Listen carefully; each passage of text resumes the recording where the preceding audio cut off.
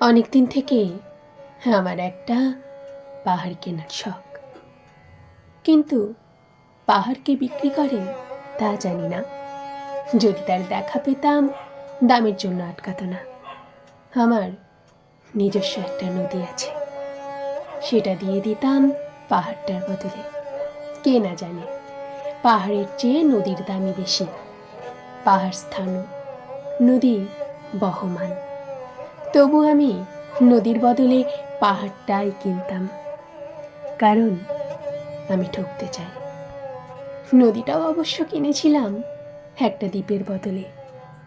ছেলেবেলায় আমার বেশ ছোট্টখাট্ট ছিমছাম একটা দ্বীপ ছিল, সেখানে অসংখ্য প্রজাপতি। শৈশবে দ্বীপটি ছিল আমার বড় প্রিয়।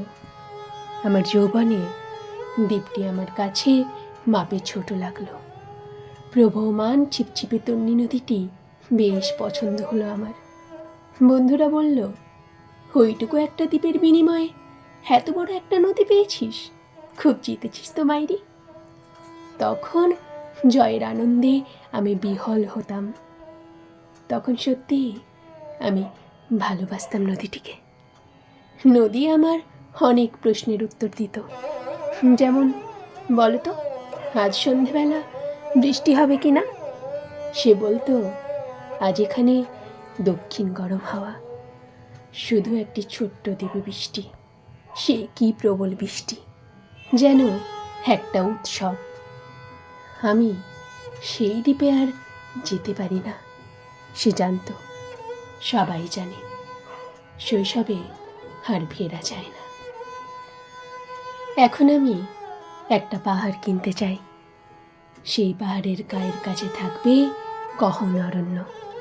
আমি সেই অরণ্য পার হয়ে যাব, তারপর শুধু রুক্ষ কঠিন পাহাড়, একেবারে চূড়ায়, মাথার খুব কাছে আকাশ, নিচে বিপুলা পৃথিবী, চরাচরে তীব্র নির্জনতা। আমার কণ্ঠস্বর সেখানে কেউ শুনতে পাবে না। আমি ঈশ্বর মানি না, তিনি আমার মাথার কাছে ঝুঁকে দাঁড়াবেন না। আমি শুধু 10 দিককে উদ্দেশ্য করে বলবো, প্রত্যেক মানুষই অহংকারী। এখানে আমি একা, এখানে আমার কোনো অহংকার নেই।